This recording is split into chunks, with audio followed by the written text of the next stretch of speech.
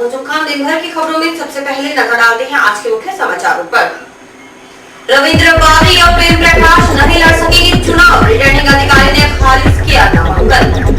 भाजपा प्रत्याशियों के खुले चुनावी कार्यालय, ने एक फिर दिया विकास का नारा।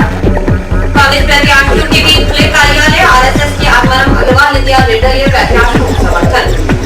कांग्रेस और भाजपा को मौजूदा पार्टियों पर भरोसा नहीं, 6 साल ही हुए हैं। अब समाचार विस्तार से। हनुमानगढ़ नगर परिषद से कुछ उम्मीदवार अब चुनाव नहीं लड़ सकेंगे।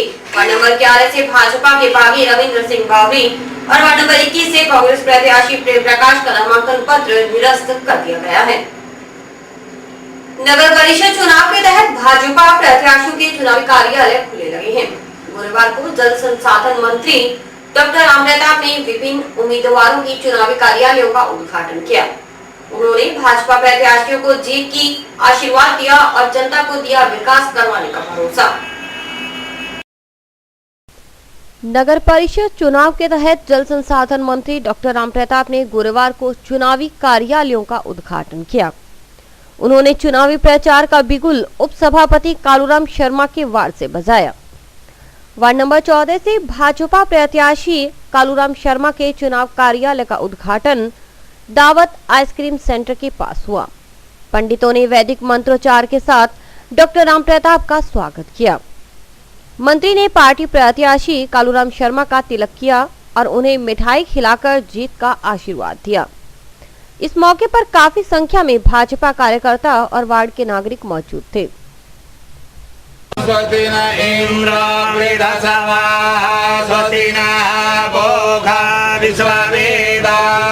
स्वस्ति नस्तारिक्षो अरिष्टनेमि स्वस्ति न बृहस्पतिर्दधातु स्वस्ति न इन्द्रो वृहस्पतिर्दधातु स्वस्ति न भोगो अरिष्टनेमि स्वस्ति न बृहस्पतिर्दधातु आशीर्वाद स्वस्ति न इन्द्रो वृहस्पतिर्दधातु स्वस्ति न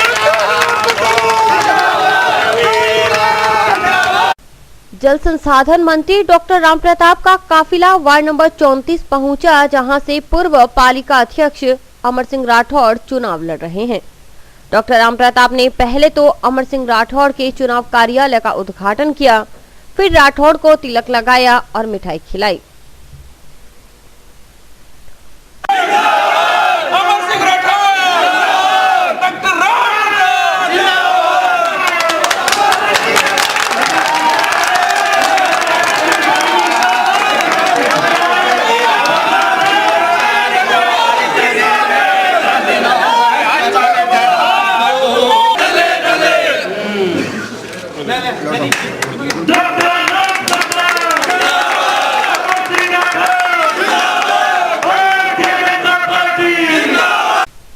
कार्यकर्ताओं से मुखातिब डॉक्टर रामप्रताप ने कहा कि भाजपा का बोर्ड बनने पर शहर में विकास का नया अध्याय शुरू किया जाएगा।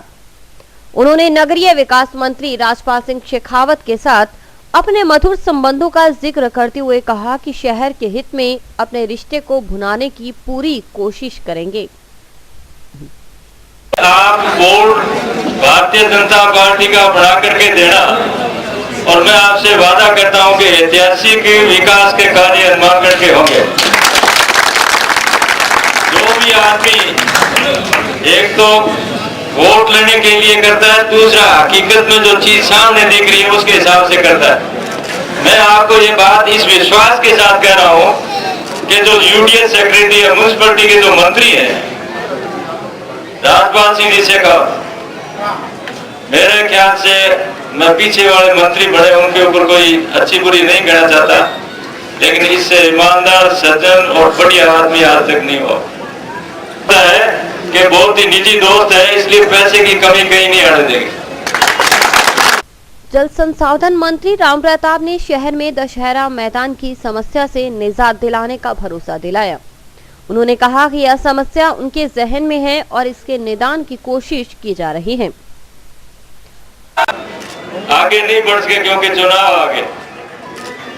ये समस्या इसमें दो रूप में, एक तो इसका समाधान होगा, दूसरा अपने को आज तक हनुमानगढ़ के अंदर कोई दशहरा ग्राउंड या इस किस्म की घूमने की जगह नहीं है। दोनों चीजों का समाधान इस एक चीज में हो जाएगा।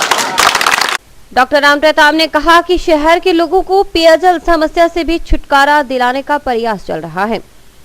5 जिलों के लिए $250 राशि स्वीकृत होना इस बात का प्रमाण है। उन्होंने कहा कि पेयजल समस्या से निजात दिलाने के लिए यह राशि पर्याप्त है। आप लोगों ने अखबारों में या टेलीविजन में देखा या पढ़ा होगा, $250 मिलियन, 1 मिलियन 10 लाख हुआ है, $1 है तो शायद 60 रुपया हुआ है।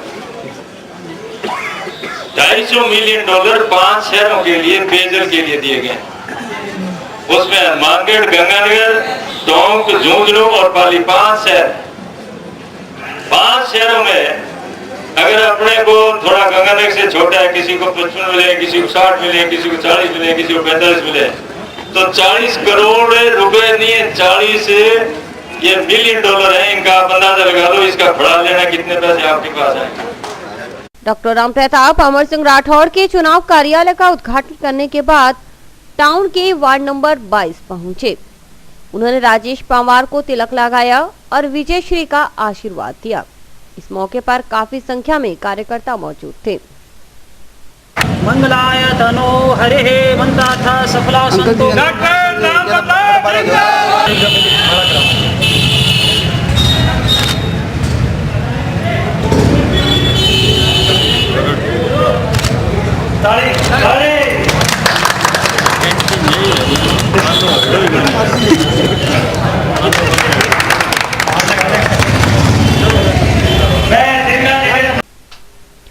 वार्ड नंबर 29 में भाजपा प्रत्याशी पवन गोल्याण के चुनाव कार्यालय का उद्घाटन करने पहुंचे रामप्रताप का भव्य स्वागत किया गया। कार्यकर्ताओं ने उन्हें फूल मालाओं से लाद दिया। पवन गोल्याण ने पैर छूकर आशीर्वाद लिया। रामप्रताप ने मंडी की समस्याओं के समाधान का भरोसा भी दिलाया। इस मौके पर कई व्यापारी भी मौजूद थे।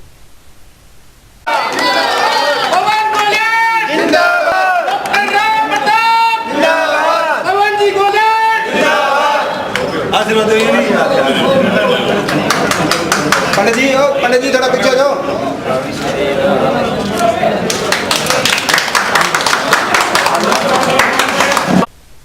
जल संसाधन मंत्री रामप्रताप ने वार्ड नंबर 18 में पार्टी प्रत्याशी महादेव भार्गव के कार्यालय का भी उद्घाटन किया। इस मौके पर महादेव भार्गव के समर्थकों का उत्साह देखते ही बनता था। वे हर हर महादेव, घर घर महादेव के नारे लगा रहे थे। घर घर महादेव, हर हर महादेव, हर हर Mahadev, Bharatiya Janata party, doctor Rampratap,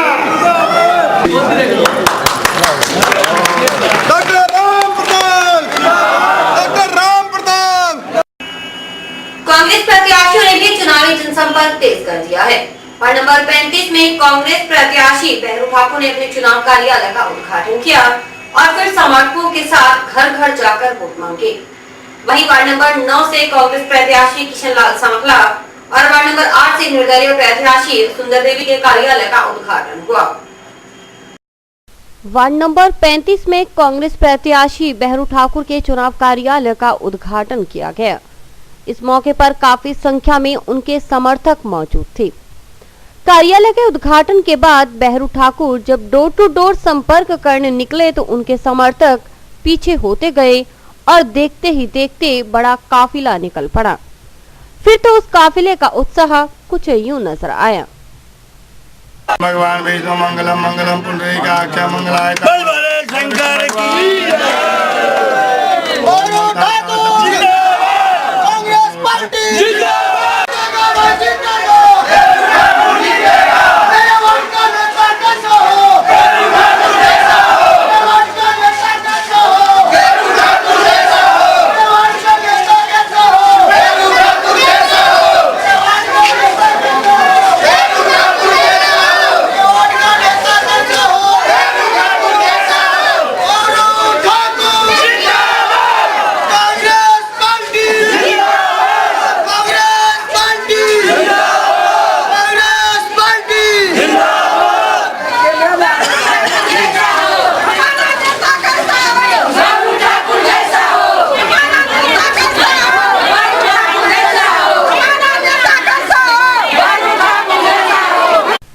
ward number 9 से कांग्रेस प्रत्याशी किशनलाल सांखला के चुनाव कार्यालय का भी उद्घाटन किया गया। इस मौके पर उनके समर्थक मौजूद रहे। खास बात है कि कांग्रेस प्रत्याशियों के समर्थन में गुरुवार को एक भी सीनियर लीडर नजर नहीं आया।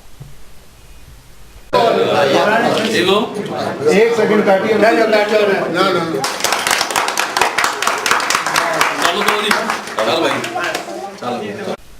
नगर परिषद के इस चुनाव में कुछ खास परिवर्तन देखने को मिल रहे हैं।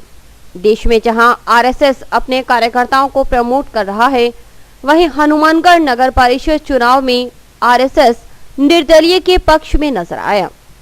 वार्ड नंबर 8 से भाजपा की बागी प्रत्याशी सुंदर देवी के चुनाव कार्यालय का उद्घाटन आरएसएस के वरिष्ठ स्वयंसेवक आत्माराम अग्रवाल ने किया। उन्होंने सुंदर देवी को विजयश्री का आशीर्वाद दिया।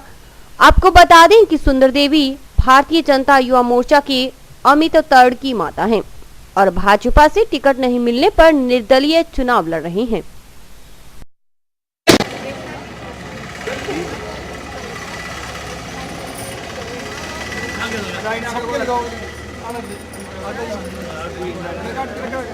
एक मिनट जी।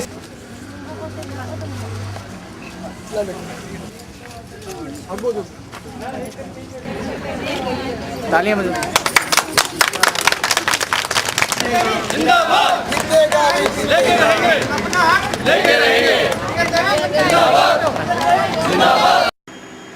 नगर परिषद की निवर्तमान पार्षदों पर जैसे कांग्रेस और भाजपा को भरोसा नहीं रहा।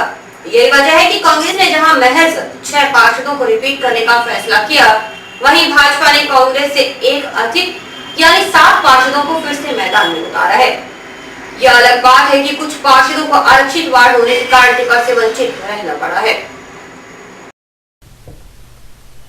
हनुमानगढ़ नगर परिषद के मौजूदा बोर्ड से अधिकांश पार्षद संबंधित पार्टियों से टिकट हासिल करने में नाकामयाब रहे हैं। कांग्रेस ने 6 पार्षदों को रिपीट करने का फैसला किया तो भाजपा ने 7 पार्षदों को फिर से टिकट देकर कांग्रेस का मुकाबला करने के लिए कहा है। यही वजह है कि बागियों की संख्या ज्यादा हो गई। कांग्रेस द्वारा जारी प्रत्याशियों की सूची में वार्ड नंबर 25 से अनिल खिच्चड़ हैं, जिन्हें लगातार दूसरी बार टिकट मिला है। मौजूदा बोर्ड में उनकी धर्मपत्नी सुशीला खिच्चड़ पार्षद हैं। पार्टी ने वार्ड नंबर 33 से संजोक्ता गोंद को फिर मौका दिया है। संजोक्ता के पति सुरेंद्र गोंद एनएसयूआई के पूर्व जिलाध्यक्ष और डीसीसी के मौजूदा पदाधिकारी हैं।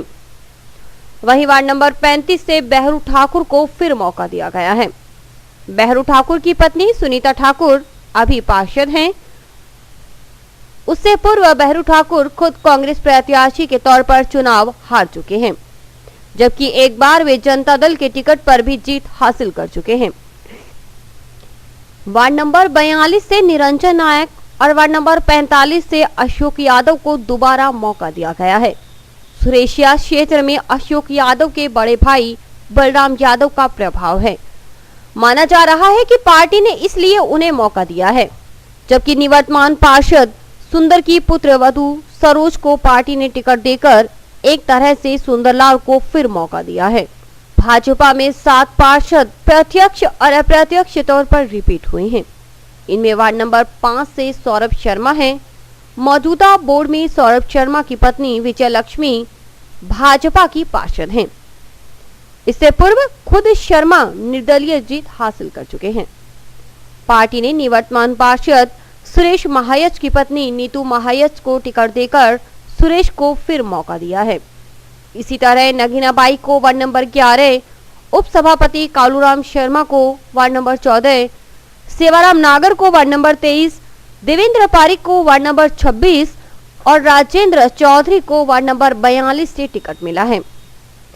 सेवाराम नागर और राजेंद्र चौधरी की पत्नी मौजूदा बोर्ड में पार्षद हैं, जबकि बाकी खुद पार्षद हैं। माना जा रहा है कि मौजूदा बोर्ड में पार्षदों की भूमिका पर बार बार उठते सवाल को देखते हुए दोनों ही पार्टियों ने या तो पुराने लोगों को मौका दिया या फिर बिल्कुल नए चेहरों को चुनावी मैदान में उतारा है। अब देखना यह है कि पार्टियों का यह दाव कितना सफल होता है। Bureau report, sky channel, Hanumangarh. समाचार अभी और भी है, देखते रहिए दिन भर की खबरें।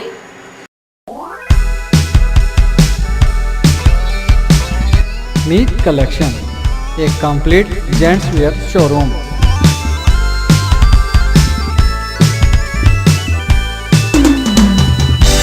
जहां पर आपको जेंट्स वेयर में रेडीमेड गारमेंट्स, इंपोर्टेड शूज, चप्पल आदि की भरपूर वैरायटी मिलेगी।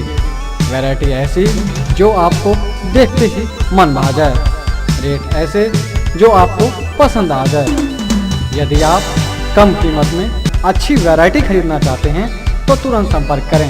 हमारा पता है मीत कलेक्शन, खोसा कॉम्प्लेक्स, नज़दीक श्री राम मार्केट, हनुमानगढ़ जंक्शन।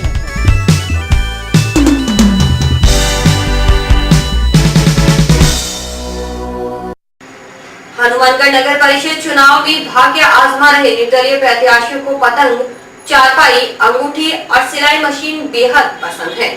नामांकन पत्र दाखिल करते वक्त अपने आवेदन में उन्होंने इन निशानों पर ज्यादा दावेदारी जताई है। सिर्फ बच्चों को पतंग पसंद नहीं है, सिर्फ बूढ़ों को चारपाई पसंद नहीं है, सिर्फ युवाओं को अंगूठी और महिलाओं को सिलाई मशीन पसंद नहीं, बल्कि ये पसंद तो कॉमन है, जो आमतौर पर महिलाओं और पुरुषों को खास तौर पर पसंद है। जी हां, यह अनुमान लगाया गया है उम्मीदवारों द्वारा भरे गए आवेदन पत्रों से।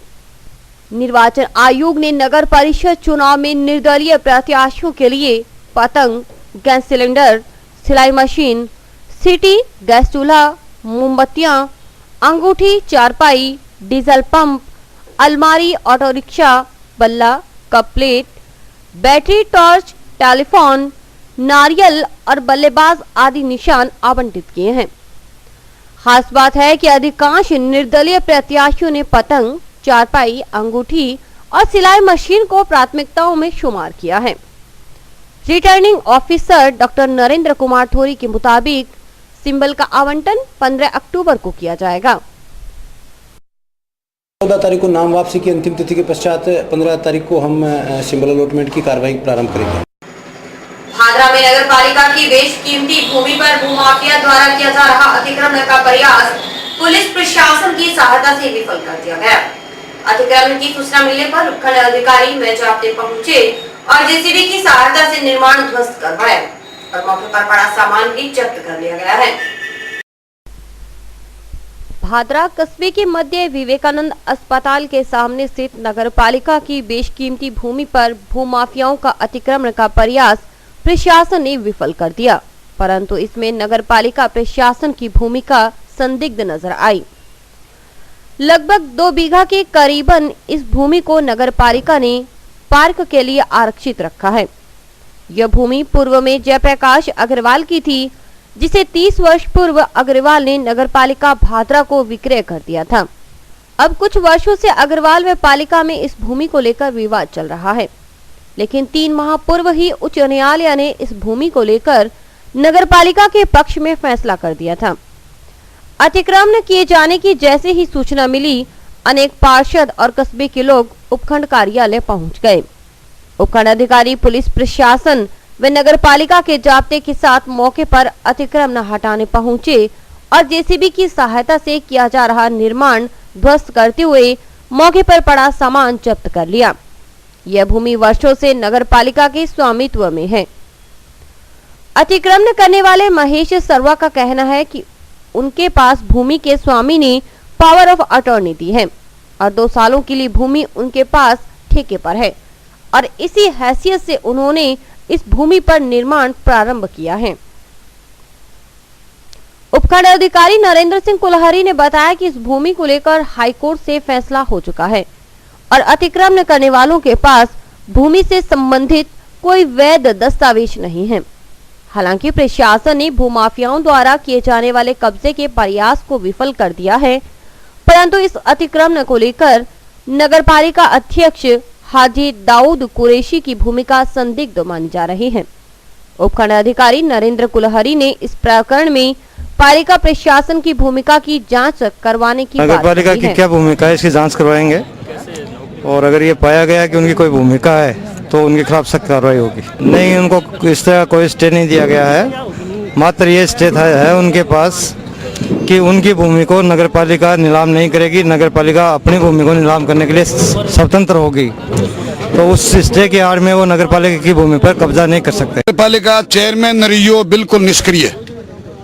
ये राज के हिसाब से संजीव बेनीवाल ने, उनके कार्यकर्ताओं ने प्रशासन को चेताया, 5-4 पार्षदों ने जो जाके एसडीएम साहब से निवेदन किया कि साहब इसी तरह दिन दहाड़े अरबों रुपए की भूमि पे, जो बेशकीमती अरबों रुपए की भूमि है, उस पे गुंडे बदमाश भूमाफिया काबिज हो रहे हैं, कृपया करके इनको हटाइए। एसडीएम साहब ने तुरंत पुलिस प्रशासन को सचेत किया, पुलिस तुरंत मौके पे पहुंची, एसडीएम साहब मौके पे पहुंचे, सारा प्रशासन अलर्ट हुआ। नगरपालिका का बिल्कुल निष्क्रिय रोल रहा इसके अंदर। पता पड़ा नगरपालिका ने एफआईआर करवाया, एफआईआर पुलिस और एसडीएम साहब से बात करी, उनको साथ लेके अतिक्रमण तोड़वाया। उसमें अभी अज्ञात लोगों, नाम तो पता नहीं, नाम अभी जो मजदूर पकड़े हैं उनसे बात पूछा जाएगा कि आपको किसने लगाया, उससे नाम कंफर्म होगा, उसके बाद में नाम बताया जाएगा। पकासाना की चक 9 जेडीडब्ल्यू के किसानों ने सिंचाई विभाग के अधिकारियों पर मनमानी का आरोप लगाया है। किसानों का कहना है कि 22 अक्टूबर से जलमार्ग खुदवाने के आदेश हुए हैं, लेकिन सिंचाई विभाग के अधिकारियों की मनमानी के चलते आज तक जलमार्ग की खुदाई नहीं हुई। परेशान किसानों ने जल संसाधन कार्यालय के समक्ष आमरण अनशन पर बैठे। पकासारना के चक 9 जेडीडब्ल्यू के किसानों ने सिंचाई विभाग की कार्यप्रणाली के प्रति रोष जताते हुए जल संसाधन कार्यालय के समक्ष धरना दिया और किसान आमरण अनशन पर बैठ गए। किसान उमेद कुमार और मोहनलाल ने बताया कि जल संसाधन विभाग खंड प्रथम की ओर से जलमार्ग खुदवाने की स्वीकृति 22 अक्टूबर को दे दी गई थी। उन्होंने आरोप लगाया कि सिंचाई विभाग के अधिकारी और कर्मचारी विपक्षी किसानों के साथ मिले हुए हैं और राजनीतिक दबाव के चलते जलमार्ग नहीं बनाया जा रहा, जिससे अन्य किसान परेशान हैं। उन्होंने कहा कि सिंचाई विभाग के अधिकारी जाते हैं और खाला खुदवाने की बजाय आजकल करते हुए लौट आते हैं। कई बार जेसीबी भी मंगवाई गई, लेकिन अधिकारियों की आनाकानी जारी है। परेशान किसान आज जल संसाधन विभाग कार्यालय पहुंचे और आमरण अनशन पर बैठ गए।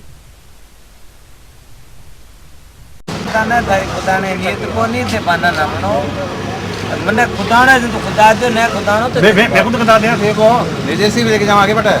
ये सब आज में सब बता देने के बाद नहीं, अब बात होगी नहीं, इसका 10 बजे हमारे सामने जैसे भी फोन करियो है, मेरे रिश्तेदार फोन करती हो, आप पुलिस के लगे बात बोल नहीं जाता हूं।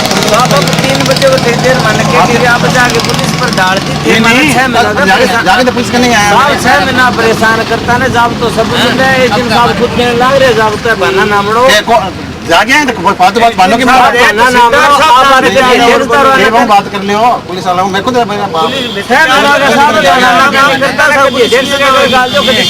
बहानाबाजी ना करो।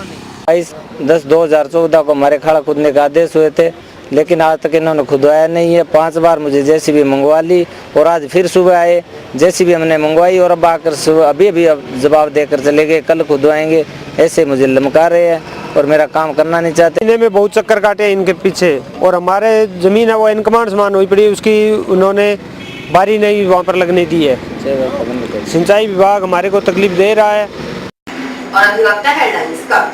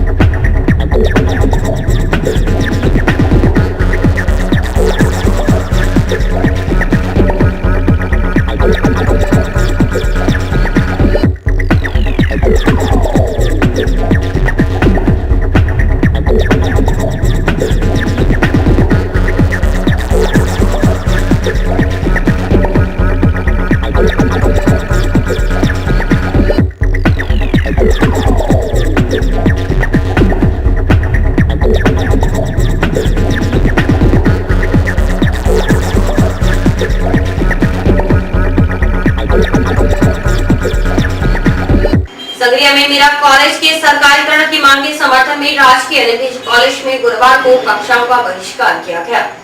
एसएफआई और छात्र संघ के अध्यक्ष दुष्यंत चाहर के नेतृत्व में छात्रों ने कक्षाओं का बहिष्कार किया, इससे शैक्षिक कार्य बाधित हुए। कांग्रेस सरकार ने मीरा कॉलेज संगरिया के सरकारीकरण की घोषणा की थी, लेकिन भाजपा सरकार ने आते ही सरकारीकरण का रास्ता अवरुद्ध कर दिया। इससे संगरिया में विभिन्न संगठनों की ओर से आंदोलन जारी है। संगरिया का आंदोलन अब जिला स्तर पर नजर आने लगा है। राजकीय एनएमपीजी कॉलेज में एसएफआई कार्यकर्ताओं ने गुरुवार को शैक्षिक कार्य बाधित कर आंदोलन को समर्थन देने की घोषणा की। छात्र संघ अध्यक्ष दुष्यंत चाहर ने कहा कि हम किसी भी सूरत में विद्यार्थियों के हितों की अनदेखी को बर्दाश्त नहीं करेंगे। आवाज दो, हम एक हैं। आवाज दो, हम एक हैं। छात्र एकता जिंदाबाद। मीरा कॉलेज पर लिया गया निर्णय वापस लो, वापस लो, वापस लो। मीरा कॉलेज पर लिया गया निर्णय वापस लो, वापस लो, वापस लो। इनकलाब जिंदाबाद, इनकलाब जिंदाबाद। समय पहले पिछली सरकारी योजना के अंदर संगरिया मीरा कॉलेज गया था। सरकार ने शिक्षा पर राजनीति करते हुए उस कॉलेज को निजीकरण कर दिया गया, जिससे उस कन्याओं को उसकी शिक्षा व्यवस्था है जो गड़बड़ा गई है। उसके जो फॉर्म भरे जाने हैं और उनके लेक्चरर हैं उनको अभी तक तनख्वाह नहीं मिली है और उचित रेट के अंदर उनको शिक्षा नहीं मिल पा रही। इसके चलते संगरिया मीरा कॉलेज के समर्थन में एसएफआई ने आज गवर्नमेंट एनएमपीजी कॉलेज के अंदर शैक्षणिक कार्य बंद किया और संगरिया मीरा कॉलेज को समर्थन देकर उनके साथ होने की बात कही। आज हमने गवर्नमेंट एनएमपीजी कॉलेज का शैक्षणिक कार्य बंद किया है ताकि हम मीरा कॉलेज का समर्थन कर सकें। जो मीरा कॉलेज जिसे भाजपा सरकार ने वापस प्राइवेट कर दिया, जिसे कांग्रेस सरकार ने सरकारी किया था, आज हम अपने शैक्षणिक कार्य को बंद रखकर उनका समर्थन कर रहे हैं। सभी विद्यार्थियों ने हमारा बढ़ चढ़कर सहयोग किया। राजस्थान किसान यूथ ब्रिगेड द्वारा पत्रकार अनिल जांदू को किसान यूथ ब्रिगेड का प्रदेशाध्यक्ष नियुक्त किया गया है। अनिल जांदू की नियुक्ति से किसान संगठनों में खुशी की लहर है। और हनुमानगढ़ जिले के पत्रकार और सामाजिक कार्यकर्ता अनिल जांदू को राजस्थान किसान यूथ ब्रिगेड का नया प्रदेशाध्यक्ष नियुक्त किया गया है। किसानों की विभिन्न समस्याओं को लेकर जयपुर के सांगानेर स्थित गुलाब विहार में ब्रिगेड की एक महत्वपूर्ण बैठक गुरुवार को आयोजित की गई, जिसमें जांदू की नियुक्ति किसान ब्रिगेड के संस्थापक अमित चौधरी और राष्ट्रीय संयोजक मनीष कटेवा ने की। नवनियुक्त प्रदेशाध्यक्ष जांदू ने कहा कि आज महंगाई बहुत ज्यादा बढ़ चुकी है, लेकिन इसके बावजूद किसानों को उनकी फसलों के उचित दाम नहीं दिए जा रहे, जिससे किसानों की आर्थिक दशा कमजोर होती जा रही है। यदि सरकार द्वारा किसानों का इसी तरह शोषण जारी रहा तो वह दिन दूर नहीं जब किसान खेती छोड़ने पर मजबूर हो जाएंगे। जांदू ने कहा कि प्रधानमंत्री नरेंद्र मोदी ने सत्ता में आने से पहले कहा था कि अब किसानों के अच्छे दिन आने वाले हैं, मगर किसानों के अच्छे दिन अभी तक नहीं आए हैं। किसानों को उनकी फसलों के उचित दाम नहीं मिल रहे, इससे किसान हताश हैं। पिछले साल नरमा 5200, कपास 5600, धान 4000 और ग्वार 6000 रुपए प्रति क्विंटल बिका था, मगर इस बार इन फसलों के भावों में काफी गिरावट आई है। ऐसे में किसान दिनों दिन कर्ज के बोझ तले दबता जा रहा है। इसके अलावा जांदू ने अगले 5 माह में प्रदेश के 24,000 किसानों को विद्युत कृषि कनेक्शन जारी करवाने के लिए मुख्यमंत्री वसुंधरा राजे का आभार जताया। विभिन्न किसान संगठनों के पदाधिकारियों ने कहा कि जांदू को किसान यूथ ब्रिगेड के प्रदेशाध्यक्ष बनाए जाने पर किसान संगठनों को नई ऊर्जा मिलेगी। आखिर बोल ही दिया सर।